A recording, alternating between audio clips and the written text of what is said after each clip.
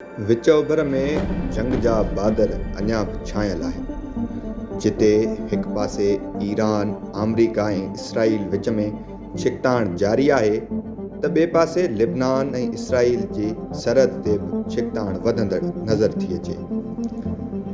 ॾखण लिबनान में इसराईली हवाई हमलनि में 9 शहरी मारिजी विया आहिनि, जिन में इमदादी कारकुन बि शामिल आहिनि। जवाब में हिज़्बुल्लाह दावा कई आहे त हुन उत्तर इसराईल में फ़ौजी हदफ़नि ते राकेट सां हमला कया आहिनि। जेतोणीकि अमरीकी सरपरस्तीअ में इसराईल ऐं लिबनान विच में जंगबंदीअ जो ऐलान कयो वियो हो, पर ज़मीन ते सूरतहाल अञा बि मुख़्तलिफ़ नज़र अची रही आहे। इसराईली दिफ़ा वारे वज़ीर ऐलान कयो आहे त इसराईल फ़ौज ॾखण लबनान में पंहिंजी ज़मीनी कार्रवाइयूं जारी रखंदी, जॾहिं त गॾियल क़ौमुनि जी अमन मिशन जो हिकु अहलकार बि ताज़े हमलनि में मारिजी वियो आहे। इन दौरान वाशिंगटन में इसराईली ऐं लिबनानी सिफ़ारतकारनि जूं ॻाल्हियूं जारी आहिनि। अमरीकी परॾेही वज़ीर मार्को रूबियो उमेद ज़ाहिर कई आहे त जल्द लिबनान जी सिक्योरिटीअ लाइ हिकु नओं मंसूबो साम्हूं आंदो वेंदो। ॿिए पासे अमरीकी सदर डोनाल्ड ट्रंप दावा कई आहे त ईरान सां ॻाल्हियूं मुस्बत रुख़ में हली रहियूं आहिनि ऐं मुमकिन आहे त हफ़्ते जे आख़िर ताईं को वॾो मुआहिदो तइ थी वञे।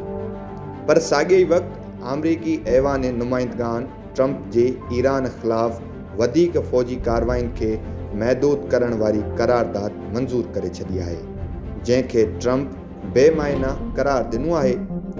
ईरान बि सख़्तु मौक़िफ़ इख़्तियार कंदे चयो आहे त जंग खां पोइ संदसि फ़ौजी पोज़ीशन अॻु खां वधीक मज़बूत थी चुकी आहे। Supreme leader Mojtaba Ali Khamenei जो चवणु आहे त दुश्मन मैदान जंग में नाकामीअ खां पोइ हाणे ईरान अंदरि विरासत पैदा करण जी कोशिश करे रहियो आहे। खिते में छिकताण जो असरु आलमी मईशत ते पइजी रहियो आहे।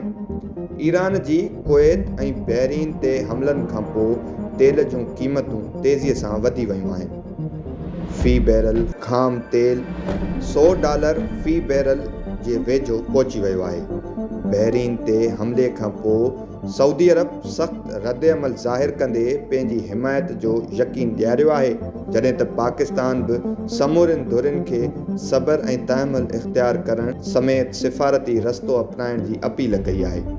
साॻिए ई वक़्तु पाकिस्तान पंहिंजे मौक़िफ़ खे वरजाईंदे ईरान जे एटमी प्रोग्राम बाबति अमरीका सां कंहिं बि क़िस्म जी ख़ुफ़िया मालूमात ॾियण जी ख़बरुनि खे मुकमल रद्द करे छॾियो आहे।